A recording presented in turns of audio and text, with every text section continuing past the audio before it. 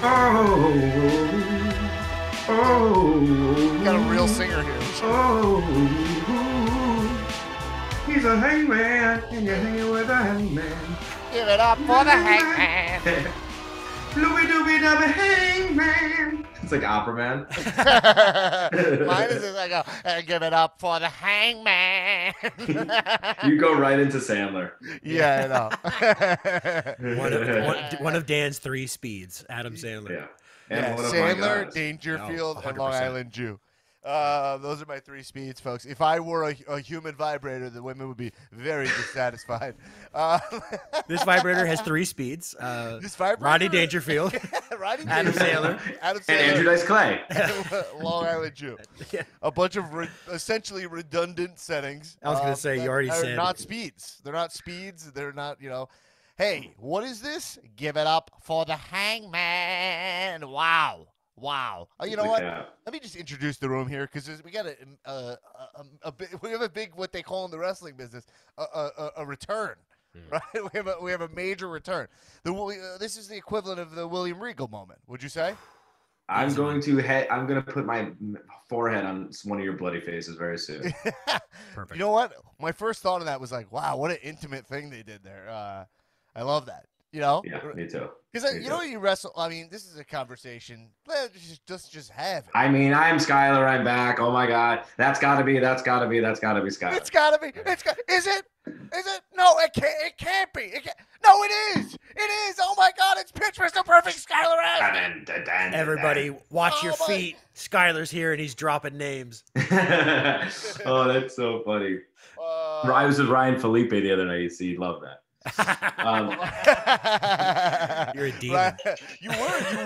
You were chilling with. Well, there's a nasty Newman. He's a nasty. How about it? You were with Ryan Felipe. I was. I saw that. You were shoot with Felipe. I was shoot with Felipe, but I was also shoot with Bray Wyatt, which is a very big moment. I actually just got the wedding photos back today, and there are some great photos of me and him locking up. Yeah, by the way, this is a sick. fun fact for everybody. Not a lot of people know this, but over the weekend, Skylar Astin and Wyndham Rotunda made it official. Oh, mazel. You guys got married. Yeah. The marriage, people loved it, folks. There's our wedding photo. Wow. You probably can't see it. Wow, like a collar and elbow, like a pro. Let me tell you, I'll say this. So, look, we have so much to talk about. Welcome. This is Comedians of Wrestling Podcast. Okay. 71% wrestling. 71% wrestling. It was 72. It went down. 2% numerology. 1% Gizmo Duck. Gives no fucks. Or 1%, 2% Long Island nostalgia. 1% discussing the origin of the baker's dozen over the dozen. Right. Yeah. There's a lot happening. Many would say too much happening on this. Imagine going to a bakery and someone just giving you 12 bagels. Like, what the fuck is wrong with you? Yeah, We were thinking that the origin of the baker's dozen is just like that they kind of don't count. They eyeball it. Right? That's what we were thinking. It's like I thought there's always an extra bagel in there. You know what I thought mean? it's like the baker like hooks you up because like you know the baker. Right. That's my thing. And that's very Long Island. My dad there was always an extra fucking, always an extra grandma slice in the box. I used to work at a deli. I used to work at this deli called Back to Earth. And I was so lazy with the weighing. I could never imagine like overdoing the hummus and then like putting some back because I overdid it. So I was like, hey, take some extra for your mother. You know what I mean? This is a big, you're always getting more guac from me. You're always getting more hummus. Right. If you put hummus on something and then try to take it off, like it would you'd be able to tell immediately that something happened here. Exactly. Wow. It's a mess. So, I mean, by the way, that's like a Larry David thing, like a moment where it's like I noticed that like some of the hummus from the top seems to be missing. I can't help but think maybe there was more hummus on here at some point. Because the bottom of the bread has a lot of hummus, but the top of the bread just has a stain of hummus. By the way, we just revealed Skylar Astin to be one of the working men. That's right, baby. Of the working class. Okay. That's right. Blue collar. Not just Grey's Anatomy's own, by the way. Literally blue collar. I mean, yes, literally blue collar for those watching the pod. Yeah. I am a working man. I'm a man's man, just like William Regal. He came from the bagel shop. What? Now he's on fucking. got a cheddar jalapeno bagel. Went back, only had 12 bagels. Maybe give him another one. Throw it in the bag for the working man. Son of a bitch trying to give me cinnamon raisin bagels. I'm like, look, I'm not eating dessert. Oh, hell yeah. I'm here at the bagel shop, and I'm fitting to get some bagels in my belly. Oh, man. If Stone Cold was wrestling now, that feels like something Vince would do with him. Is like, it would just be like, Stone Cold, no, I'm Stone Cold now. I'm here at the, working at the, I don't know, what's the place you work? What's the place you work? That's Einstein Bagels. Yeah, about Einstein's Bagel. I'm at the Beverly Glen Deli. What? Anyway, this is a professional wrestling podcast. Now we're downgraded to 70% wrestling talk. So we're getting lower, so we should talk about wrestling to get it back up, okay? Right. Okay. Skylar, just to derail this more, do you remember Gizmo Duck? No. Okay. Sorry. He's a wrestler. Wait, from DuckTales? Yeah, from DuckTales. He's a wrestler. Yeah, I know Gizmo. Wait, you're talking like Gizmo Duck from DuckTales? Yeah, that's exactly. Of course I know. Yeah. I'm trying to get a shirt made that says Gizmo Duck gives no fucks, and selling on Pro Wrestling Tees. And selling on Pro Wrestling Tees on the Adam Cole Cole page. The hack Adam Cole's page. Yeah. Anyway, all right. I'm happy, Skylar. I'm pumped to have you back. So much to talk about. We just got done yesterday. We watched the Revolution pay-per-view. AEW Revolution. I mean, whew. We started off by we attempted to. Oh, by the way, Patreon.com/Comedians Wrestling support this podcast. All right, you know what I mean. We're doing what we do. We do it ourselves. Just do it. There's at least a handful of listeners right now that always say maybe I should, and fucking do it. All right, this is your captain. Do it up. All right, but here's the deal. We were trying to give it up for the Hangman. That's what we attempted to do, to give it up to Hangman Page. I just want to say, let's do it. Let's give it up for the Hangman, because Adam Hangman Page. He's an Adonis. Yeah, he's a dude who he's had the journey of many other great talents on this podcast, which is a wrestler who I've put through the ringer of jabroniness, right? And like, this guy's a nothing. And then it's completely turned my opinion around on him, which is part of what's fun. Okay, that's part of the fun. Do we agree? Right, I agree. Dan, I can agree with that exact take on that exact wrestler. Right. In fact, it took me a while. It probably took me till his big, Kenny blow off to be like, this guy is a ring general. I trust him implicitly in every match. I actually love his promo. I love his gear. I love his character. And I actually have not publicly stated this, but he is 100% definitely one of my guys. Oh, my God. Congratulations. This is a huge deal. People are talking. Skylar Astin comes on the podcast swinging. He knows Gizmo Duck, and he's not afraid to get those fireworks going to make a wrestler one of his guys. OMG, baby. Congratulations to you for having another guy on the bench.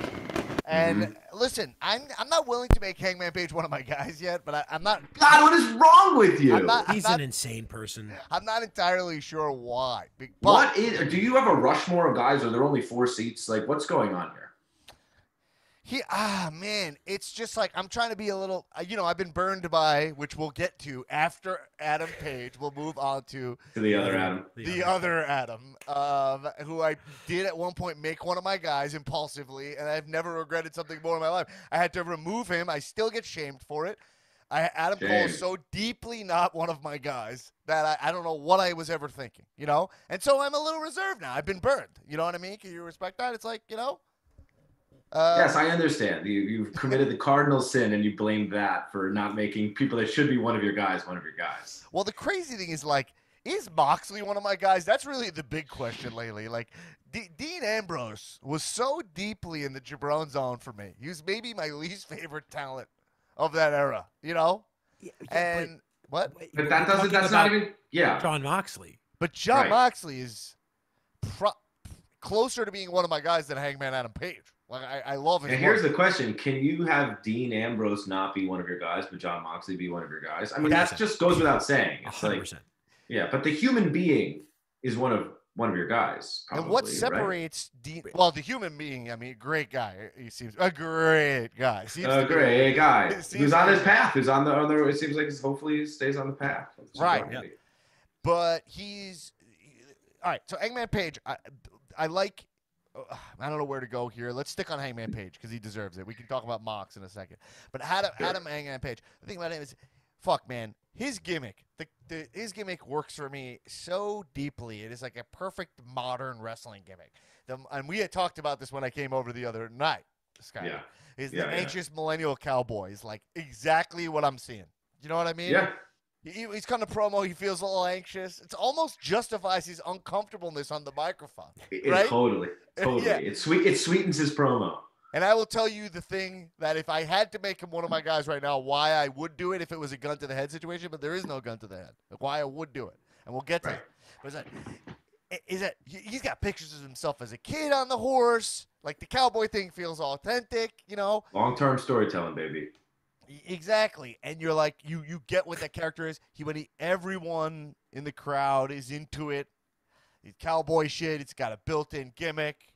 It's not too over the top, but it's over the top enough where it's fun, which you never really see now. And it's just the clarity of his character is so fucking beautiful, you know. And I feel like you frankly don't see it. It's a lot of shit that's all over the place, and not everybody can pull it off. Like The Rock, who's the classic hodgepodge of gimmicks. It works hodgepodge guy is The Rock, right? He's got a bull, right? He's the Brahma bull. He loves pie. I feel like you see a lot of the parts and none of the whole. Like the Adam Cole thing, you're like, he says boom, he's married to a dentist. It's like, but it does work. It works for many people. It's okay that it doesn't work for you. And we could really get into the Adam Cole thing, who is deeply one of my actual human guys.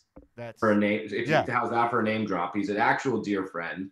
I also want the best for him. I think his charisma is one of my guys. He in NXT was very deeply one of my. I want him off TV. These are not. I just want to say, these are not the opinions of Cal Podcast. These are the opinions of Dan Black. Right, I think Adam Cole. I watch him on Twitch a lot, and I said on the last pod that I think I would actually like to see, just based on what I can tell his actual personality is, just based on watching him, I would like to see babyface Adam Cole. Ooh, he's the nicest guy on the planet. That's what I mean. And he's like, he's good on the fly with like, I'm not going to call him a good improviser, but like he's good at like rolling with things. Yes. And he's a funny dude. And so I want to see what that looks like. Because I get it. I get the whole like crime boss Adam Cole, like leader of the thing. I want to see him be like himself turned up to 11. I've never thought of that. I love that, Newman. I would love to see that. That would be interesting. And also, the amount of times I've been wrong about a wrestler, they turn around. I will gladly admit when I'm wrong. Dean Ambrose is the biggest example of that, right? Like the biggest example. I'm like, now I'm considering making Moxley one of my guys. I mean, he's maybe one of the guys doing it. I think he cuts maybe the best promo in the biz. Like, you know, I don't know. Here's what I don't get about you. Here's what I don't get about you. You'll be like, this guy, he's got the body, he's got the moves, he's got the gimmick, he's got the promo, he's got it all. I think he's cute. I know he's sexy. Have you even made Roman one of your guys yet?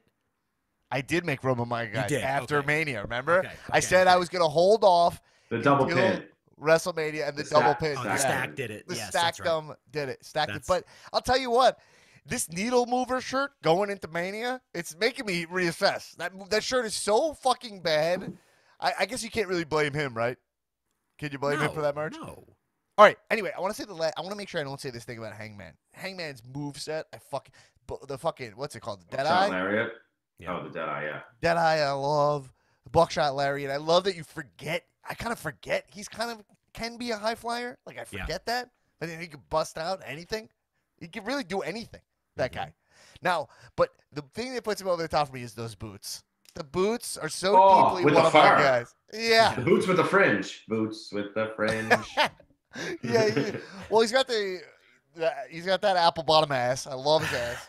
And he's got a great tush. He's got a great tush. He is caked up. He's got a great ass. He's got a great ass. Yeah. It's the Hawkeye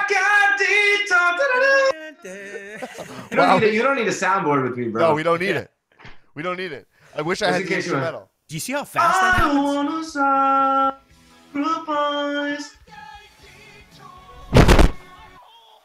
My soundboard is so fucked up right now. Yo, but do you see how fast that happens? How fast we're all like, Hawkeye detour.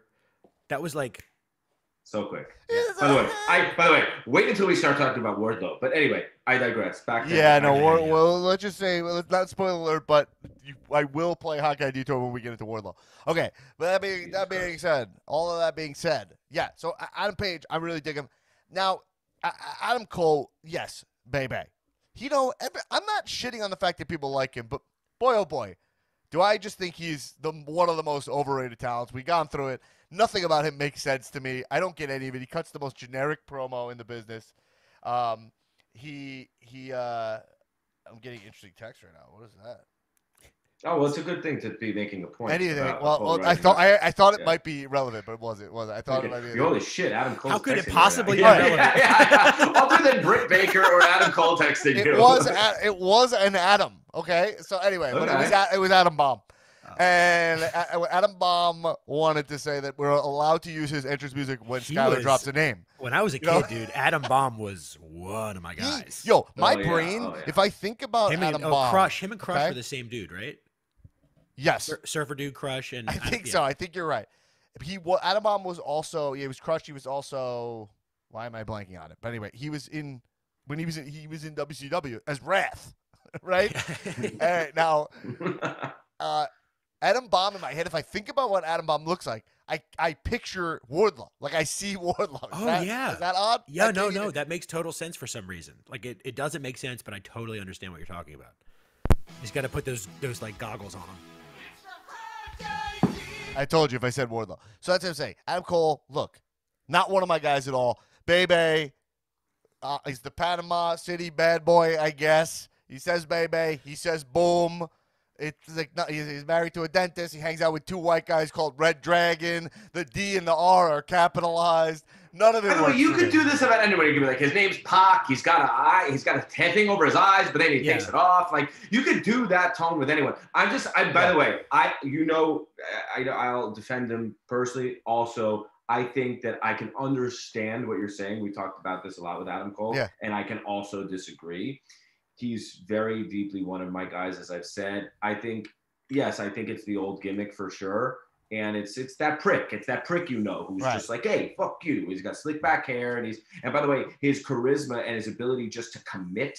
It's like something I think that Adam Cole has. I mean, you might say he's undersized, you might say a lot of things, but like something that he I want to say I might say that. I definitely would say that. I definitely would say that. I understand. Something you may or not agree with also then probably is I do think, to quote like a Vinceism, he has it. I always thought that when he walked down the ramp in NXT, I was like, this is HBK vibes. Like, I just right away. And he does have it. Yeah, that's why he's successful. Right. So I think the gimmick is just like The Rock. Like, The Rock has it, and it's kind of random. And it's like, I'm not comparing Adam Cole to The Rock, but I wonder what will happen in the evolution. I'm more patient with him because I think he is something worth investing in. I think that, yes. And so if he does do a face turn, like Newman's saying, and then he can actually have a very specific heel turn, getting away from Undisputed Era, getting away from like whatever the dissension is between the Elite and the New Japan old factions that are getting a little too big.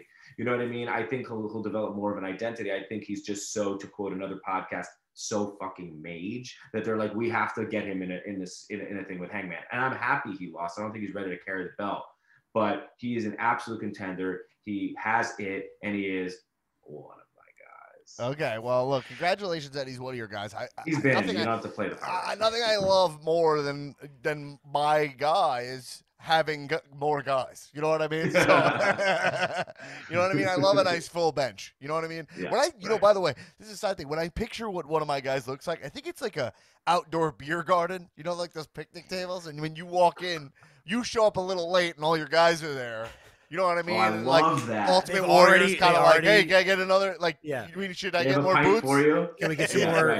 Some more hot links, or like, what do you want? Come on, Dewey. Like, oh, Dan, you got to try this pretzel, dude. Oh my god. Dude, the Bavarian cheese comes with the pretzel. You know, I'm gonna get a couple. I'll get a couple for the table. Don't worry, I got it. By the way, Kevin Owens already ate a bunch, but there's pestle mustard. You got to try with the special mustard.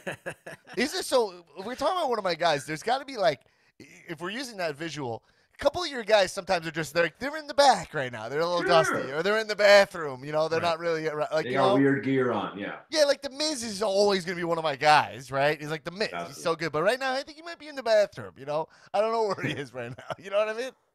He's getting a little outdoor bathroom. He's in an outdoor bathroom in the beer garden. Yeah, right, exactly. He like dropped his phone. He's bent down. You might not see him if you saw the bench. You know what I mean? Right. But anyway, irrelevant. Hangman, he's crushing it. Adam Cole. Look, here's the thing though. Adam Cole, I just think is extremely overrated. I don't even think he has it. I would say that. What he does, if you mean it, you mean narrow shoulders and a petite European frame, then fine. If that's what you mean, then that's fine.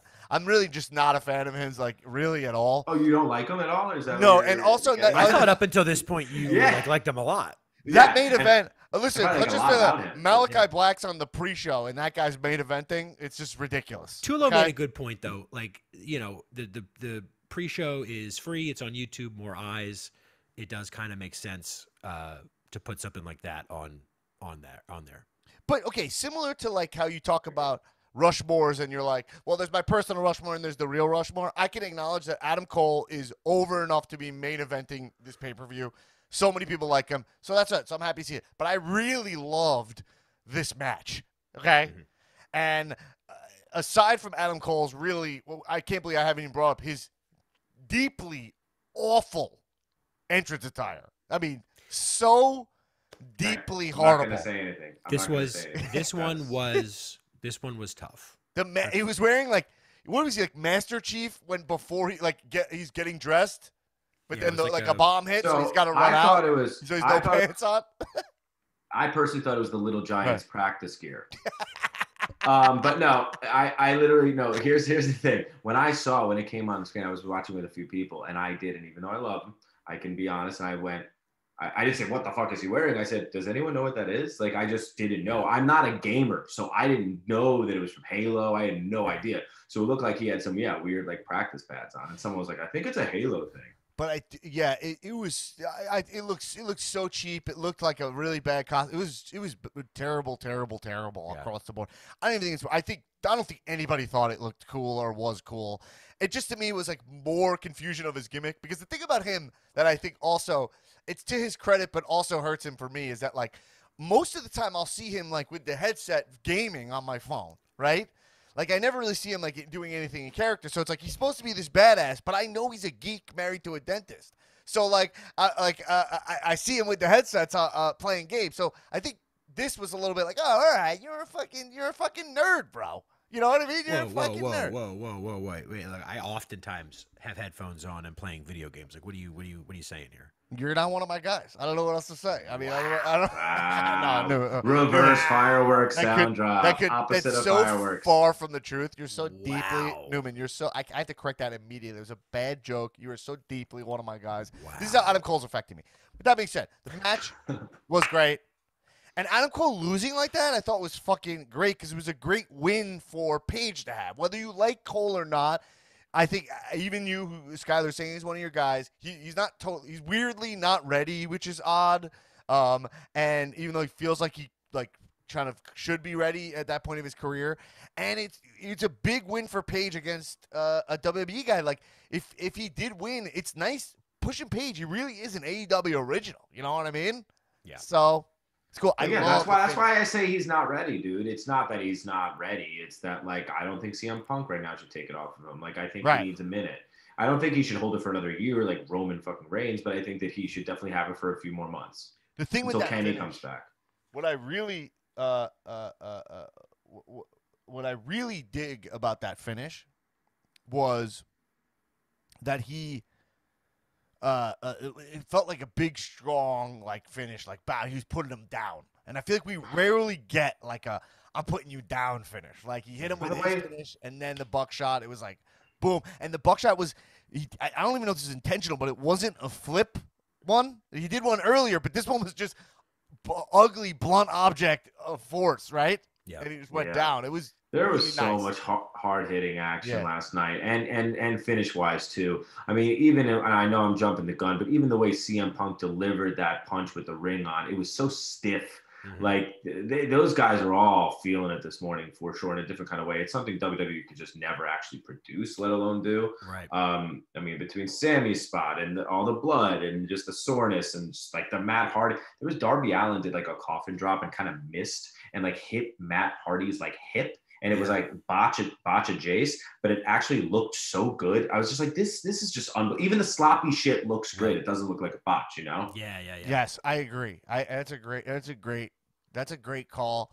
And just like talk about the card overall, it's like that finish compared to like the Moxley Danielson finish. It was like you had a nice flow of everything felt just different. I really fucking enjoyed the show. My jaw hit the fucking floor when Regal showed up. It was amazing. I lost my goddamn mind. This was great because we kind of heard that Regal was in talks with AEW, but it's one of those beautiful sweet spots where that completely went out of my mind, right? Like I didn't. And what I didn't even have the luxury of knowing. Yeah, what a perfect usage of him. Like we were all hoping, like, do you think they're going to join forces? And then just having him do it and taking this like dad role all of a sudden, and he's like slapping the shit out of him. And yeah, you guys are professionals. Like what I taught you guys. Like what the fuck are you doing? Like this is professional wrestling. Like that was. Regal is like, what is his role? Yeah, what do you say? No, I think he's going to be the manager. I'm just saying, like, this is going to be a lot of AEW praise as it's normally because they're just doing so many things right. But just the way that the card just was ordered, the length of matches. We haven't even gotten into Eddie Kingston Jericho and how, like, that was just well done. I think everyone that should have won, Wardlow grabbing the brass ring and then being involved in the turn with Punk is just chef's kiss. Like, here comes another one, Newman. I was texting with Matt Jackson this morning, and it's out of Bob. But I mean, you know, they're like relieved it's over because I think they put so much blood, sweat, tears, and thought into this stuff, and it shows. It was a perfectly done pay-per-view. Yeah. There's a moment. And I don't know if every performer or like artist feels this way. I definitely feel this way, and it speaks to kind of what you're saying. There's a moment that's almost better than like the actual like show or performance, and it's the moment it's finished. And you're just like, oh fuck, like I can like now work on the next thing, or I can stop worrying about if that's gonna go well. Like, most of the time I do something, I can't wait for it to be over, which is not a great thing, but it's probably a lot of performers feel that way, right? I hope so, because I feel that way. Yeah, right. I actually having this conversation, having you two say that makes me feel better because I do that, and I'm like, is that not, don't I love what I do? But there is something about that moment afterwards. Yeah, but Skylar, how do you do that? Like we were talking about this the other day, if you do like 8 shows on Broadway, right, a week or something, that's got to be hard to do that. What? I'm about to do something I can't announce it yet, but it is, you know what? That's different though, because it's not like these other bigger shows that have like a payoff. That just becomes your show. That's a whole other conversation where it's like you can have like freaking diarrhea that you can't control, but then for that 2.5 hours, like it somehow is not there. Like it becomes this habitual crazy thing. It's weird. Yeah. Well, right, because so that's a whole different thing. But it's a whole different thing, and it's not like wrestling at all because we're doing the same material. It would be like Rock and Brock doing the same. It would be like having Brock Lesnar and Roman Reigns being the main event of WrestleMania like 5 separate times. What an insane prospect.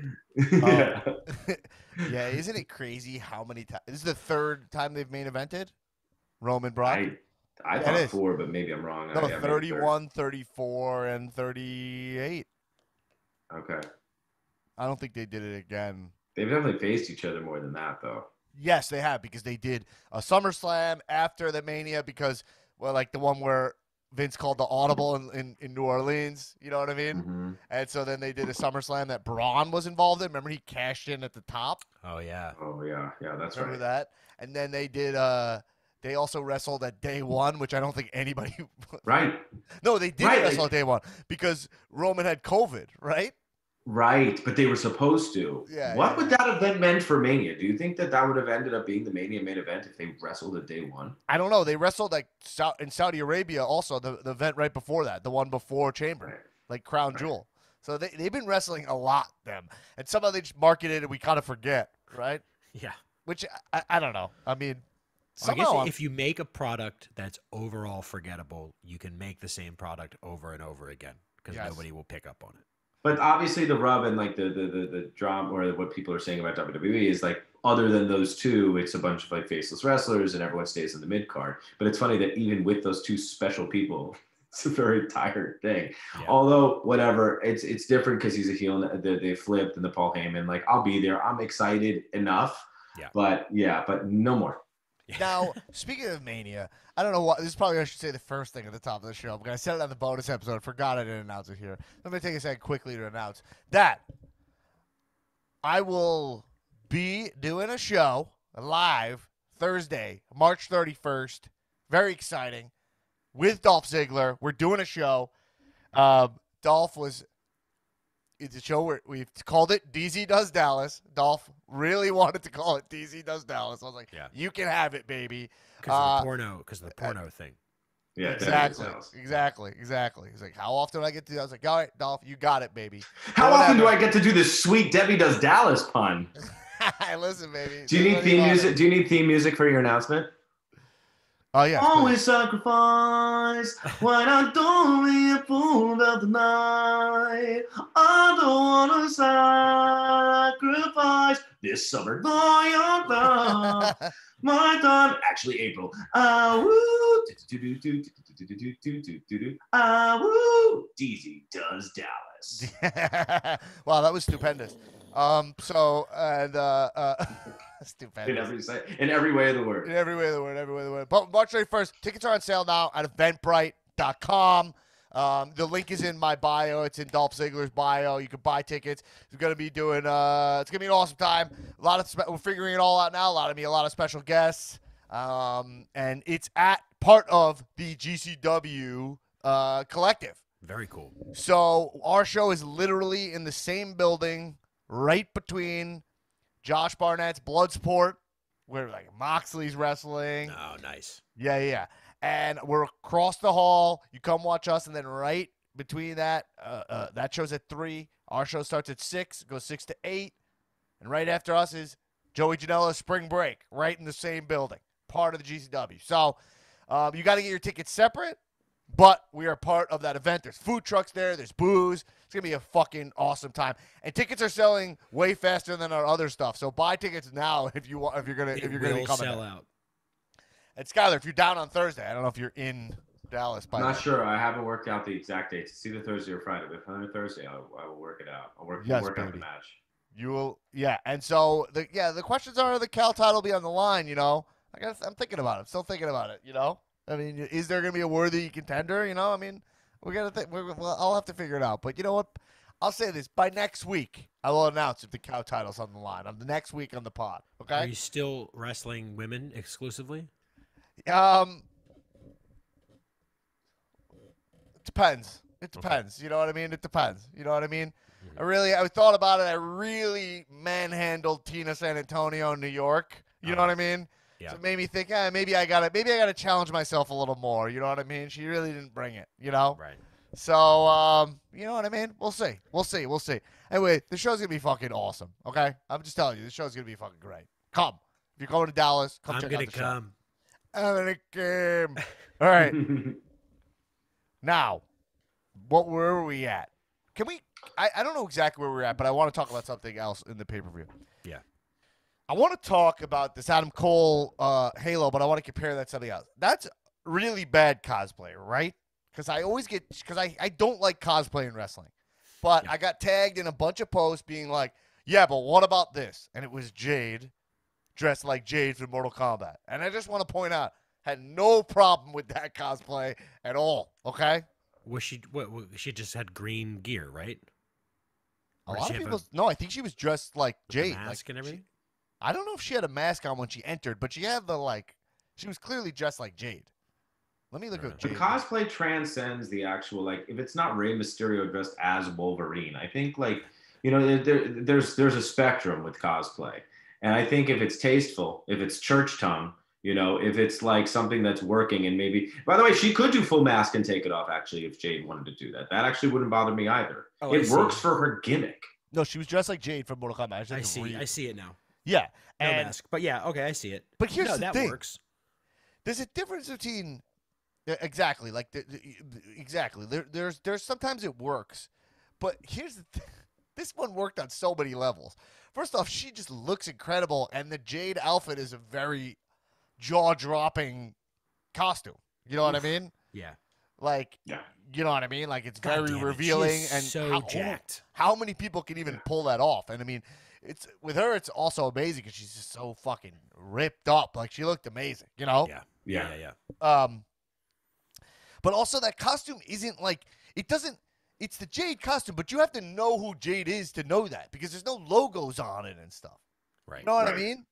It's like if Adam Cole, and also, sure, it's stylized, blah, blah, blah, but like, you know, it's not out of the realm of possibility of what Jade would wear anyway, right? Right. She always dresses like kind of like a goddess, right? I would even argue that because it's a character from Mortal Kombat, a fighting game, that it automatically passes. Because it's just a 1-to-1. It's the same. She is a Mortal Kombat person in real life. But are you saying that Chad Gable should come out as like Hadouken or something like that from Street Fighter? He should come out as the fireball that Ryu shoots. Listen. Sometimes it's like it feels like you said, Scott. It's like sometimes it's influenced by right. Like sometimes it feels like it's and then sometimes it's just straight up the hat on a hat, a distraction.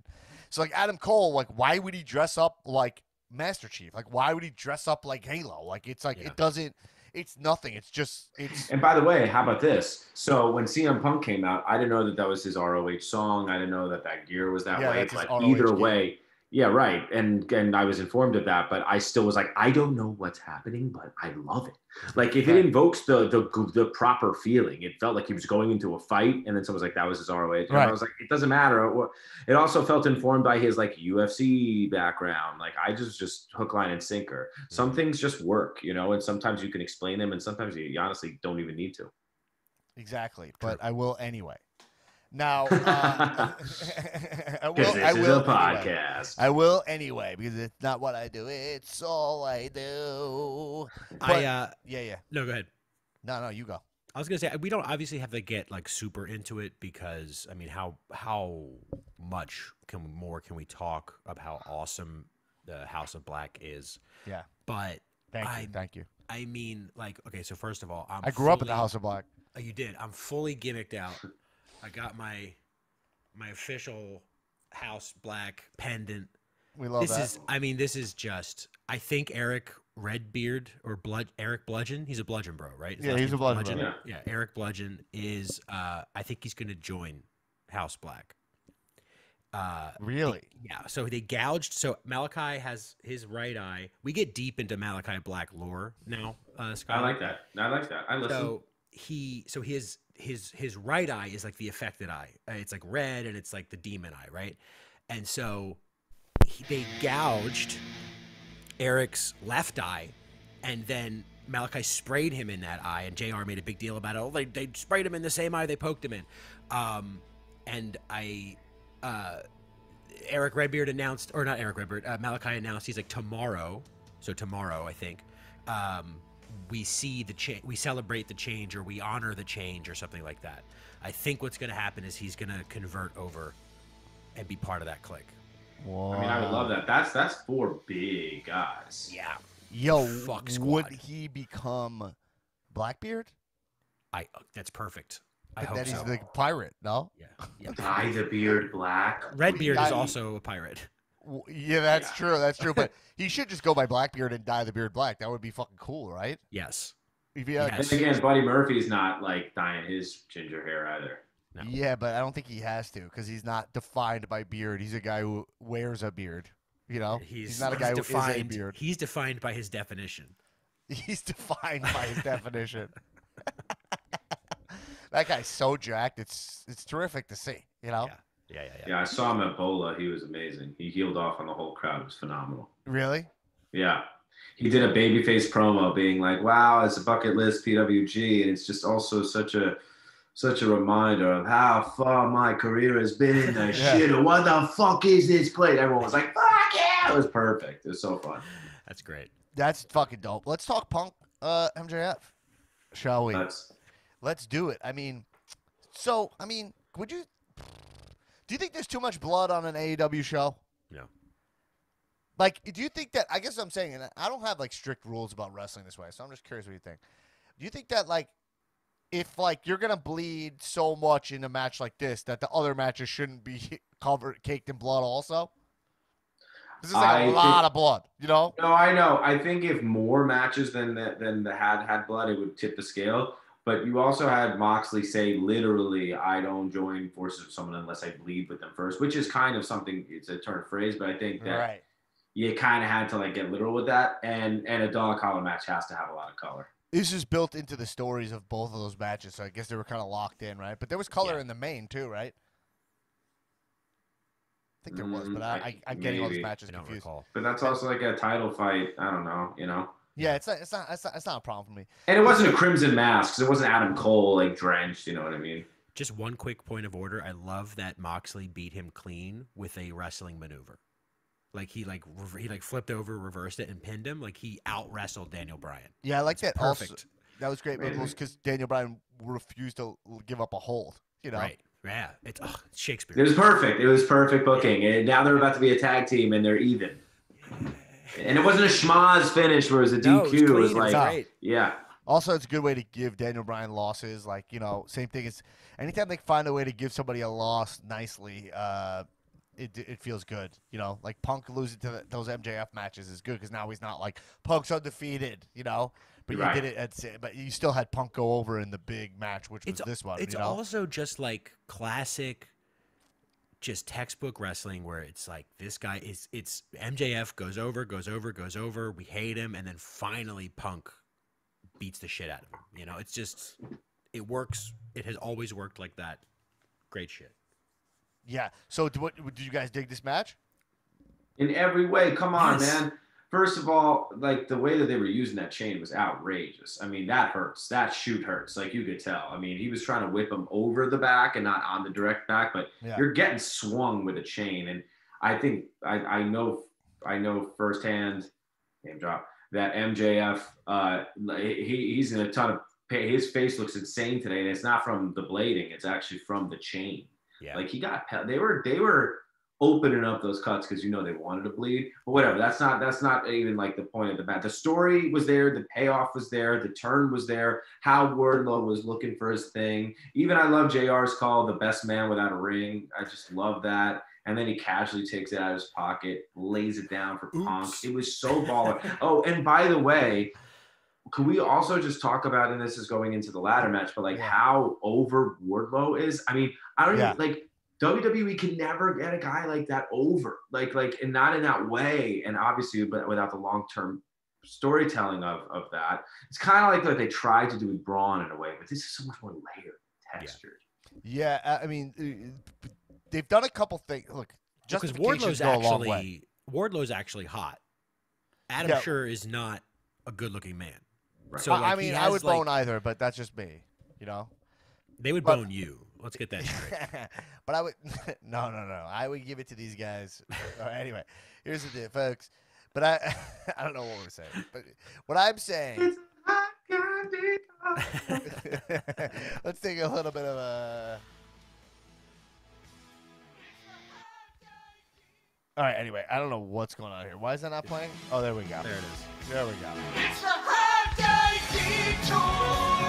day. Yo, so. I'll say this, Wardlow, he's improved so much. It's fucking great. They're doing such a great job of building up all these guys, these homegrown guys. But what my thing is that like the justifications for stuff are what's so nice is like the MJF thing is like we all know that he's an employee of MJF, you know. So that goes a long way, especially when MJF's gimmick is like I'm from Long Island, I'm the best. I have all this money, and I can buy this guy who's clearly not like a Long Island Jew or whatever. You know what I mean? Like, it works. It's you're waiting for them to pop. Correct me if I'm wrong. Yeah. Because I'm not from New York. I don't know. Yeah. But I would venture to say, right, like, MJF Long Island, Wardlow Staten Island. Maybe. Wardlow doesn't even feel like he doesn't feel like a New Yorker at all to me. No? I was going to say like Boston or something. Boston feels right. Right? Hey, So while you're looking that up, something that kind of occurred to me when MJF was kind of giving that context, I think on Dynamite about, remember, you don't work for AEW, you're not an AEW contracted wrestler, you work for me.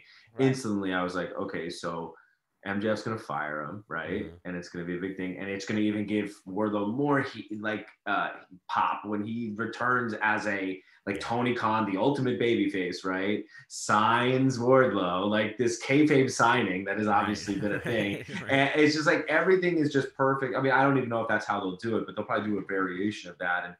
And then we're the feud we've been waiting a year for, MJF Wardlow. Yeah, I mean that's great because it's awesome that they set MJF like he seems to like flow into his next story so seamlessly always, you almost forget about that is who he was feuding with before so quick because his shit is so fluid. But like Wardlow's from Ohio. That actually makes a lot of sense, right? Yeah. So it's like he's muscle that MJF, a little guy, would buy. Do you guys peep MJF's family on like Instagram and stuff? They don't like him, right? So, like, it's a weird thing because I know a guy, my frat brother dates MJF's sister, right? Which is just kind of a very random thing. I've told this story before. I bumped into it at AEW in Arthur Ashe, and he was like, you like this shit? Like, I'm here just to support my, brother-in-law, essentially, right? And I'm like, okay.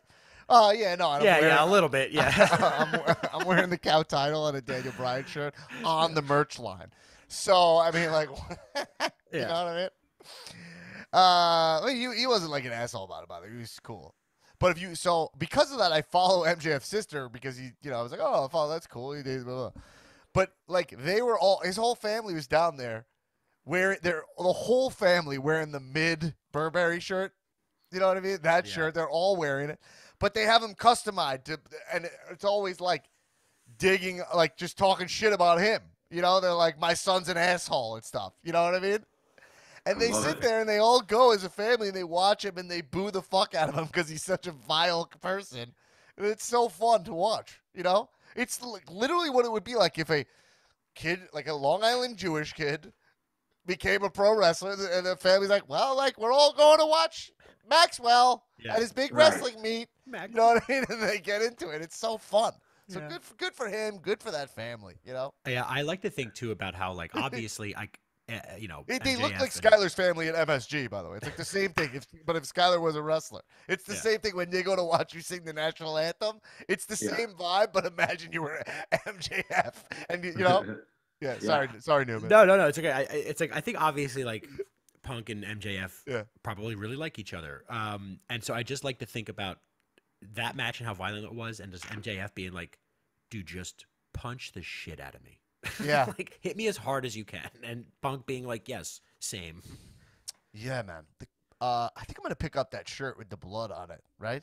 With the picture and I just think that's the one that I have beef with AEW merch because it feels like it's print to order and it's not limited run. They none of it feels special. They got the AEW logo thrown in there, not just in the tag or something. So I have a little bit of beef with how AEW does merch. We've talked about it because nothing feels too. Even though they do got limited print, it doesn't. Yeah. WB is a thing where I'm I buy shirts because I'm I know I won't be able to get them again. They're definitely dialed in on their merch. Yeah. And they know when to drop it and what to drop. Yeah. And AEW they just need people to do that and have experience. They should probably get a former WWE merch person to do it, honestly. Well, what they do is very modern way to do shirts and stuff, but it doesn't translate to the collectibleness of But it makes merch. nothing special because you can get one shirt printed. I could get a shirt printed, you know what I mean? And sell one of them. There's no value. You need to, and by the way, maybe it'll work for them. Maybe they'll adapt, or maybe they'll need to get hip to the system. Yeah. Exactly. But I'm glad you agree. I'm glad you agree. Okay. Do we have any titles change hands yesterday, by the way? I thought Britt was going to drop it. I was surprised. I think they all retained. I think every title was retained, right? Literally all of them. So, yeah. Yeah. The tag title stayed on Jurassic Express. You know what I mean? That match was fucking a great time also. Those guys. Incredible. Maniacs. Yeah, I love that. The Bucks looked. I love the Bucks look when they came in. Those with goatees, the fucking light up, the goatees and the light up earrings. So cringe. You know what I mean? So I love it. They know it too. Yeah, those guys always do great work. I thought it was a good match for Red Dragon too. You know what I mean? It was good to see them do their thing. I think their stuff needs a little work. Neither of them are really great talkers, but they can wrestle. Totally. And then Wardlow winning that brass ring was a great moment because of the storytelling there. But it was, I mean, that match was a blast. Every match was a fucking blast. But that match was a blast also. But it's sometimes nice to you're like, we know he's gonna win, but you're like, I'm glad to see it. You know what I mean? Could I say a couple things regarding that match, just all the people in it? So I think Powerhouse Hobbs is like one to watch and like on the rise. I think he's phenomenal. And I also think that Ricky Starks gets like honorable mention. Like I just think he's so great. And just the way he even took that power bomb, how he like kind of snuck his hands behind his head because it was it probably could have broken his freaking neck the way it was delivered. But just the precision and how hard hitting everyone was going, but how on everyone's shit there was. And now to heal off just a little bit, someone who's not one of my guys is Keith Lee. Okay. Now, do you want me to get into it? Yeah, I love to hear a take like that. I think that's So I saw him back at PWG against Walter. Actually, I've seen him against Sammy Guevara at PWG, and he was really fun to watch. He was a big guy that moved like he was a small guy. It was amazing to see him fly. Now, I'm not here to body shame, and especially because he's a big guy, but he's clearly put on a ton of weight. And what that's done is, on top of how big he already is, and the fact that he's already getting a little older, it's making him, and maybe he'll have another match that blows me away, but he does not have the same spring in his step, and that is kind of what made him amazing. So if he took this AEW opportunity and maybe didn't do the same fucking hand signal that he did in NXT and WWE for a brief time, and actually had a new gimmick, came in the way, look at like Rusev to Miro, right? You know what I mean? And not to say that he needs to slim down like that, but even a 15-pound cut or just turning it into muscle or just maintaining, definitely not putting on enough size that now I'm watching your muscle twitch looking like just another big guy. Yeah. Right. And that's why he still has room for improvement. Who knows? He's still young in AEW, but he's not one of my guys. I think that those are all really fair points about Keith Lee. I think that the way he came into AEW was on all levels a miss. One thing about it was not his fault, which is Tony Khan kind of set him up for failure by being like, I have this big thing that's happening tonight, and then it turned out to just be two debuts. One was a backstage segment and one was him, and we all knew he was coming, but he didn't handle that well. He posted pictures I'm on my honeymoon, but everyone was like, oh, this is pictures from you vacation 2 years ago. The marks figured it out so quickly, but then he showed up and his music stunk, the graphics literally on the screen stunk. He wore the exact same gear. It's like, hey, this is a place to reinvent yourself, And to think that you're above doing anything different in pro wrestling or whatever, it just shows that, even Punk is looking for ways to switch it up at this point, It definitely shows that he missed the mark, and it makes you feel like he doesn't get it. You know what I mean? And I think that's the problem with Keith Lee. Whereas Buddy Murphy came in, I was like, oh, wait. Why is he dressed the same? That's kind of lame. And it was like, oh, it was because he was on that night going to be transformed, which happened immediately, Mm-hmm. So to not anticipate that is still wearing the same gear, right? Yeah, but it was all black. It was different. And he needs trunks. No more Hulk. By the way, case in point, and this is just such a teeny little small moment of last night's pay-per-view, but Swerve. Swerve looks great. I'm excited. Swerve yeah, and he's great. He's doing something. I know he was trying to make the most of that moment. He looked great, and I'm all eyes. I can't wait to see what happens. Who knows? But that's not coming in doing Swerve. Can you imagine if he was just doing his WWE thing and had his WWE what he wore in WWE on? Yeah, it's just it doesn't show details. I mean, even Alistair came in, and if he came in the same exact way and rose from the coffin, I would have marked out for it still. Right. But even he knew like this is a time for it to get ahead of my audience. You know, I wouldn't even.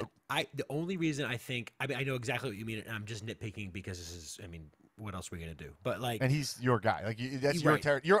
You've been on the Malachi beat for a while now, right? Yes. You're our Malachi guy. Yeah. Well, I think to say the only reason I think it's a bad example is because to say like even he knew. I think he more than anybody knows. Oh yes, the wording was way off on my end. Yeah. Yes. Totally. Would you say so? Would you say the CM Punk MJF, to go back to that, CM Punk MJF story is one of the best told stories in recent wrestling? Yes. It's got to be up there, right? I mean, that was like one of the most well done stories. It was very long. Yeah. It was very personal. It was very engaging. It had like fun wrestling plots and twists. Like it was just, it was a good time. It was AEW's best use of the mic, I think, in the ring. I think maybe some Cody stuff that I'm forgetting, but that's what I think they've been severely lacking is in terms of like mic storytelling on the show. Yeah, and I know where that comes from because you even hear Tony when he gave his spiel, he was like, "Don't worry, the wrestling action's coming." He wants it action, which is fine. I sometimes like taking those segments, you know. I agree. Tony Khan sounds a little bit like Bernie Sanders, right? When he's like doing his thing. He looks like a young Bernie Sanders. I have a big announcement tonight. Yeah.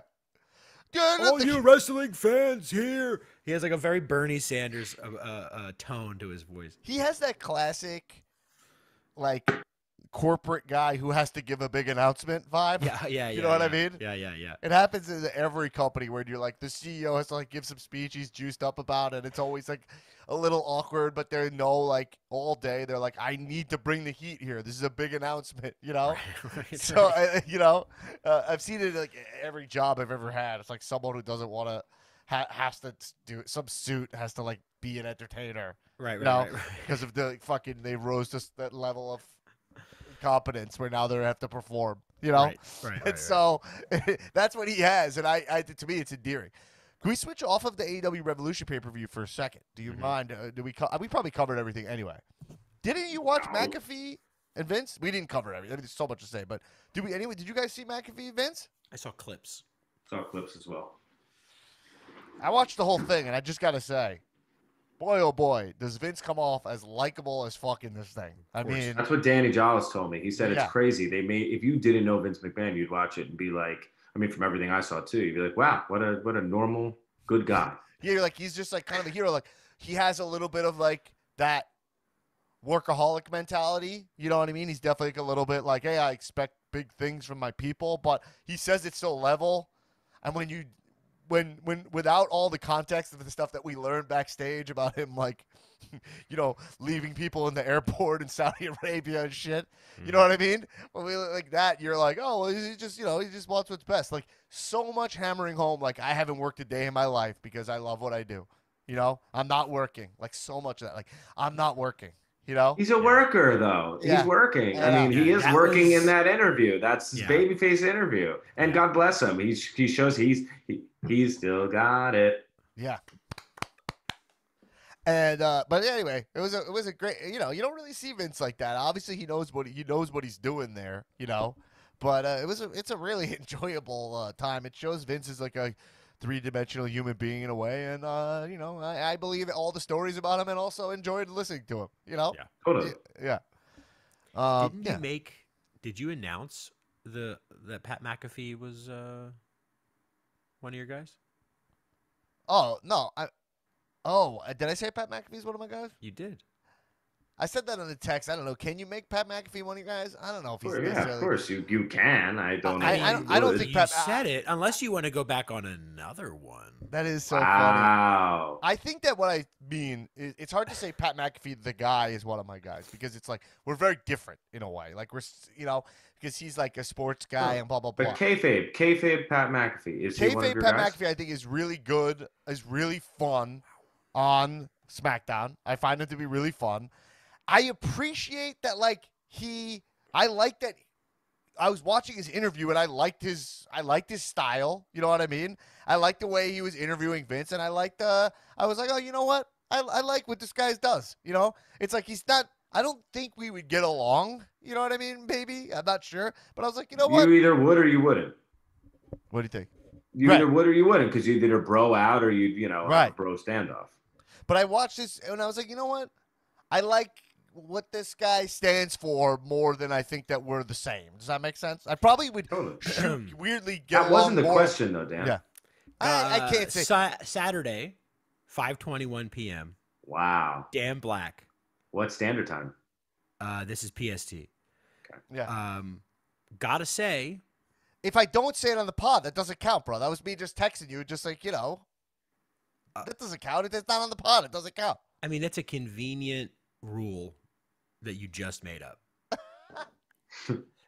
Gotta say, 521. Gotta say, Pat McAfee is one of my guys. Wow. All right. Well, then I'll own it. Then I guess I'll own it. I watched the Vince interview and I bullied you. That's fine. I'll own it. What I'm saying is that I don't know him as a guy at all. But I was saying I watched his interview with Brock and Vince, and I was like, I appreciate what this guy does. I like his energy on SmackDown. I've always thought it was like really fun. You know what I mean? Mm-hmm. And I think a lot of the stuff he does, I have to be honest with myself. It's probably how I would do it if I was there, right? I would be going nuts and marking out and blah, blah, blah. I'd be up on the table when Shinsuke's music going. So I think he does a lot of stuff where I'm like, that's probably what I would do. Right. So even if it irritates me, it's like I'd probably be irritating people doing that. You know what I mean? Definitely. So I think that's kind of what I meant by it. And I liked the way when he was speaking to Vince, what was cool about him was similar to like Jade when I saw in an interview where it was like, he's clearly like, yo, I'm going to do my thing. I'm going to say whatever to Vince, and I'm not trying to disrespect him or anything, but I'm not going to be untrue to what I do. And if he fires me, I know I'm fine. I don't really need this job, And that's always been his thing. That's why they love him there. Yeah, and I think that mentality comes off as one of my guys because there's so many people that are like, they talk about their experience at WWE, like even guys as like up there as like the Undertaker. They're like, whatever Vince says, I'll do it. And I always think it's so wimpy. Like, it's always like, why? You didn't get into this business to just do what you're told, And so I think that's what I appreciate about it.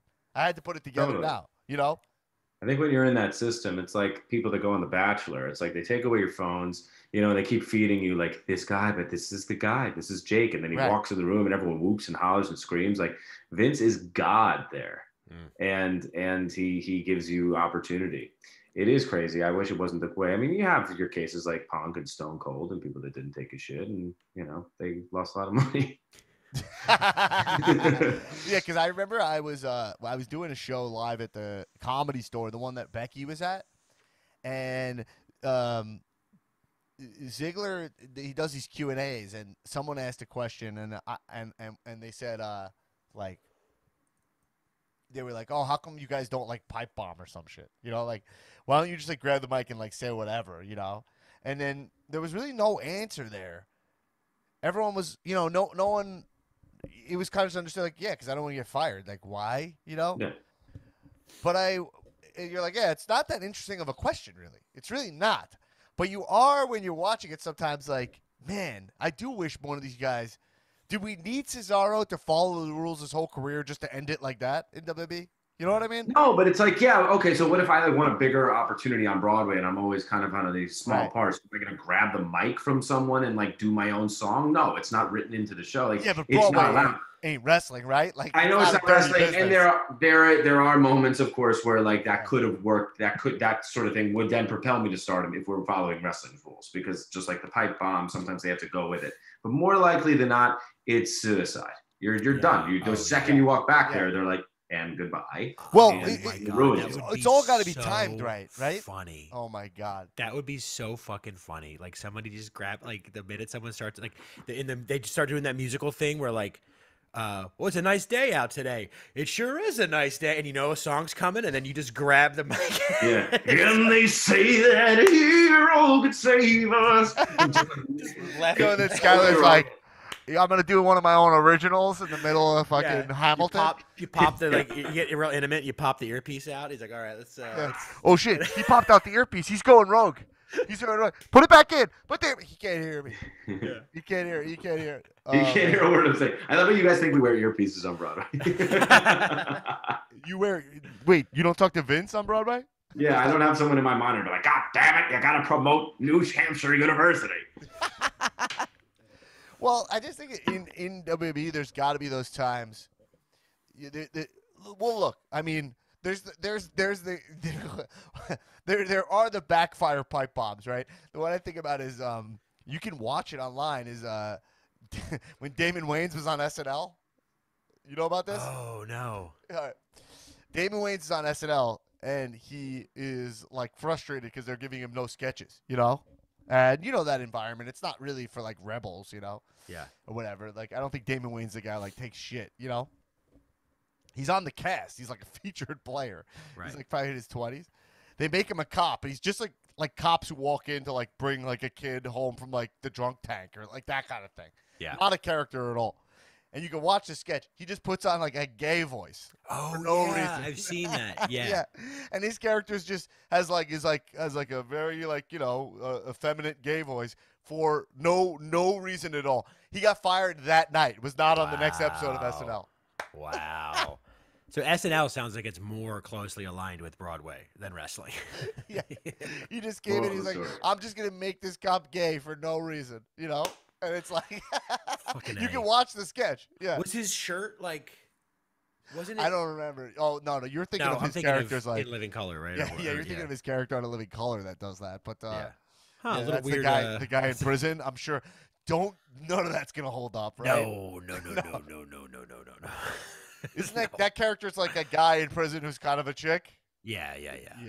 All right. Moving on. No, that's not. Moving on. The last thing we should talk about is really we didn't talk about this Eddie Kingston Jericho match really. Hell yeah. Which was Jericho gave Kingston the rub, you know, that he desperately needed this win. By the way, you know.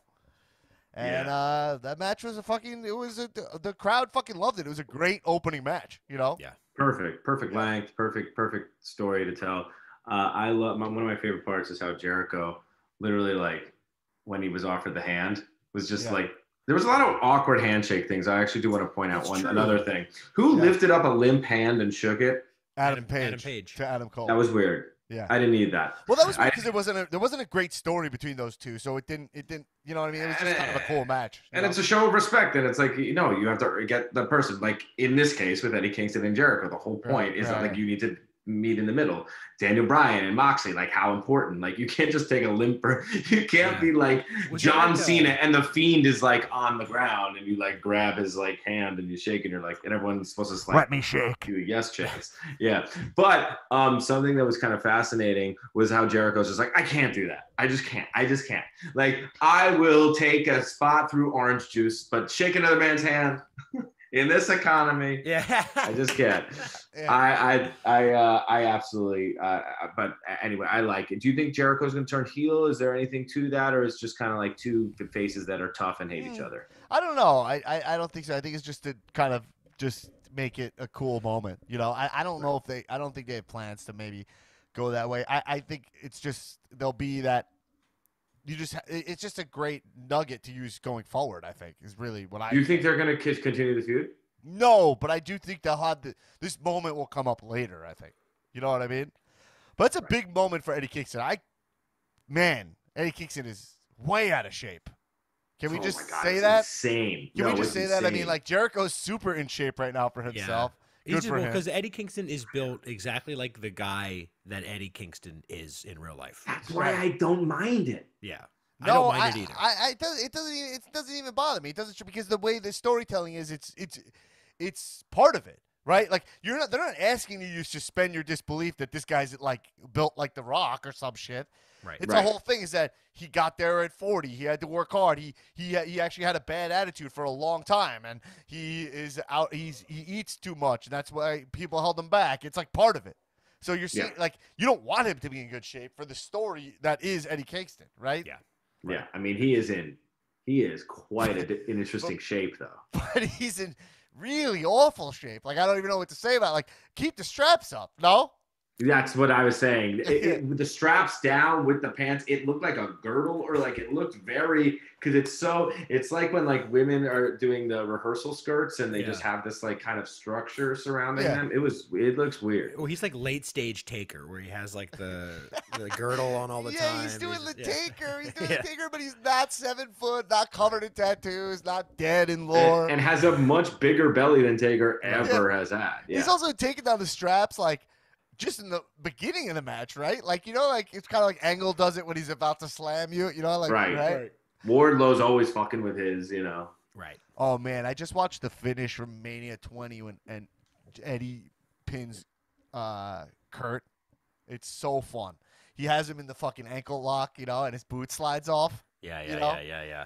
It's like, what a great way to win the title at Mania with your boot sliding off and your whole thing's lying, cheating, and stealing. I mean, yeah, perfect. It was just whatever, just fucking fun. Also, Eddie, if you rewatch that, his roll up is like beautiful. He's so technical. But I was just thinking, him and Angle probably rehearsed that so much. It looks great. But also, I maybe miss Kurt Angle so much. Yeah, like prime time Kurt Angle's a wrestler that I wish I had a machine to just put him into what's going on right now.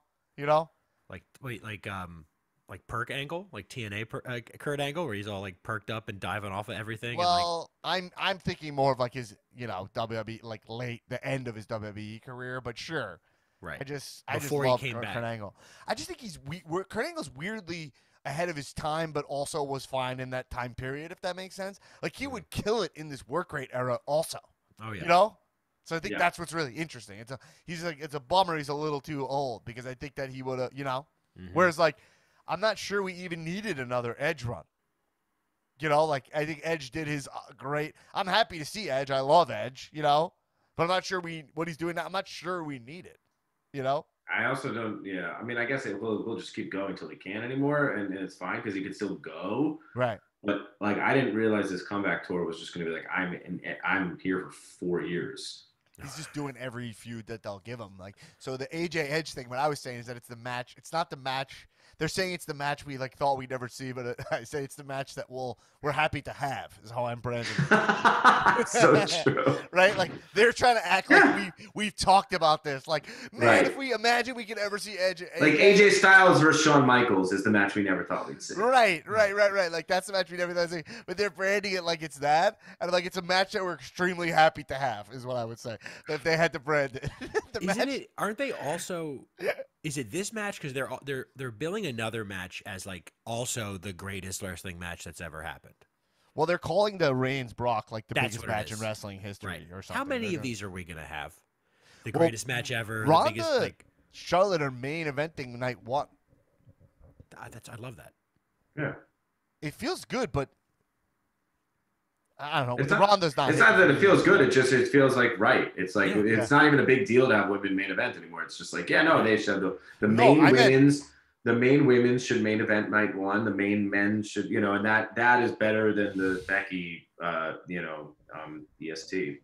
Well, I think Becky Bianca has a claim to being the main. And they're the two women who have main evented WrestleMania before and won. So interesting. Neither of them are one of my guys. Charlotte and Ronda are technically neither of those one of your guys. Bianca is. Becky. Bianca may be very soon. Yeah. But not yet. Yeah. I just want to see her do a little more, to be honest. It's like how you were with Roman, Dan. Yeah. And then Becky is shockingly not one of my guys, and actually wasn't one of my guys when she was the man. I hate big time Bex. I'm not nuts about what she's doing now. I hated her debut on SummerSlam. Also, she beat her in 26 seconds at SummerSlam. Yeah. Oh, Ronda, you're Ronnie. Oh, you're a little weirdo. Yeah. But I think I don't know. You're both just doing the leprechaun from the leprechaun. I am the leprechaun. Oh, I think you dropped your shoe. I'm going to shine it.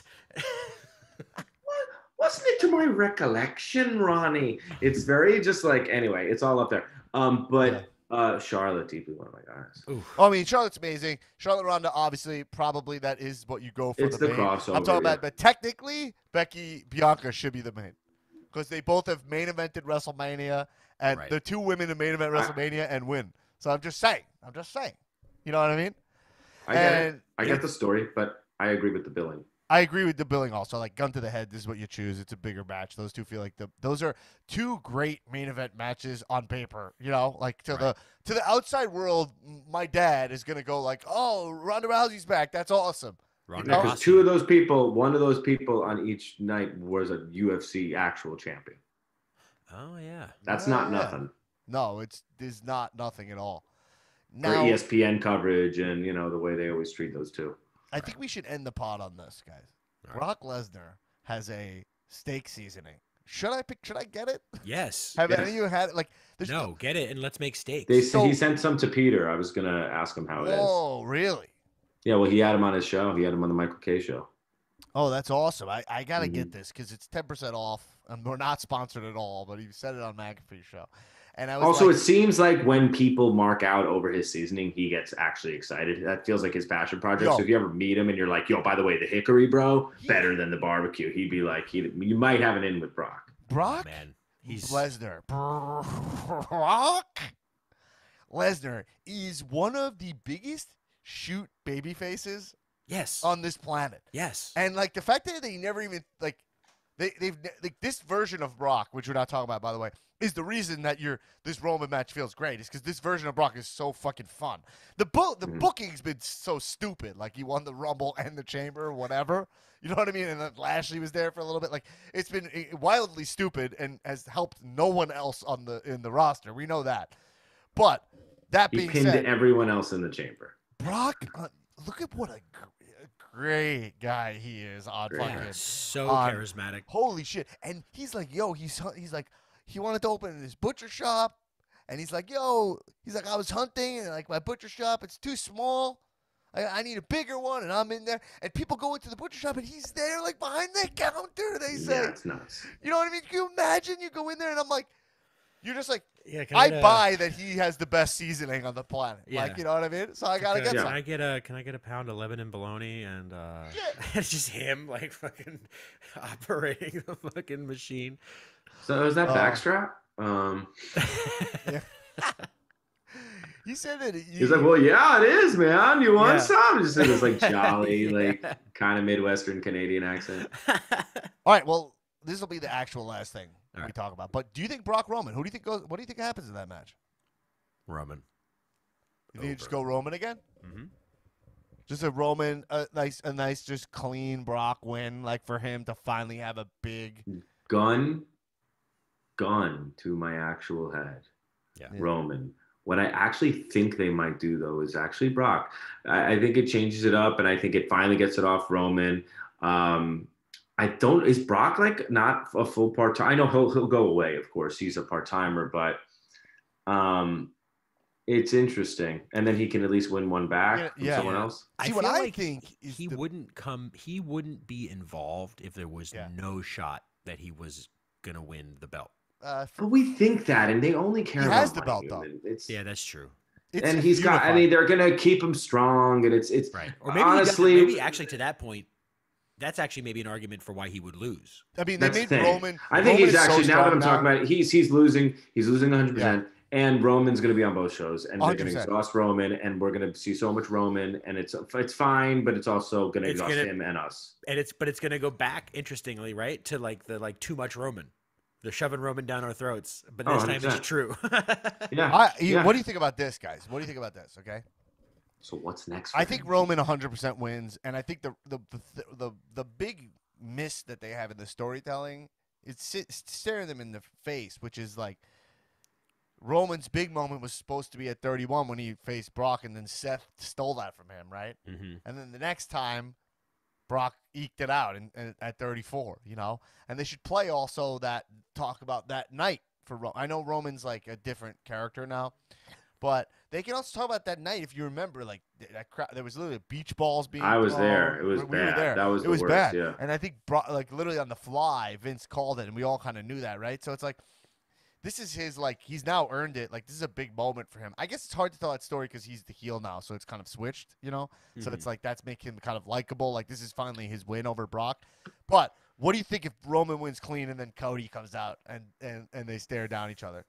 No, I think that's gonna happen. Never gonna happen. No, because they'll never start something at the end of a Mania. But why not try it? It's wrestling. If anyone's coming out, it's The Rock. But oh my God, I'm so dumb. Of course, it's gonna be The Rock, right? It might be, if anyone, and they stare at each other and they do what Cena and Rock did, where they like tease a Mania at the other Mania. But I mean, it's tough with today's day and age to be like, how are they going to let that go for a year? But they can figure it out. That's my A prediction for what happens, like in a big way. My B prediction is Roman goes over, and my immediate thought is like, who the hell is next for this guy? Who takes it off of him ever, right? No. I know like other people have said he should hold it for another year. I wouldn't want to see that happen. And I was like, who could actually beat him? And then I'm thinking, and people might not like this take. I don't even know if I like this take, but how many title defenses is John Cena away from breaking the record? One, yeah. Oh, yeah. SummerSlam. Yeah, you could do that. And Cena says he's not done. Cena's always Cena. We just got to get it off of him. And I'm like, who would do it? And The Rock's not going to get it, by the way. Romans goes over in that match. Right. So maybe it's Cena. And then he somehow gets it back for Mania with Rock. Who? Madcap Moss? He comes out. And Madcap Moss is a great. He's my number one, but my number two, he comes out. Okay, are you ready?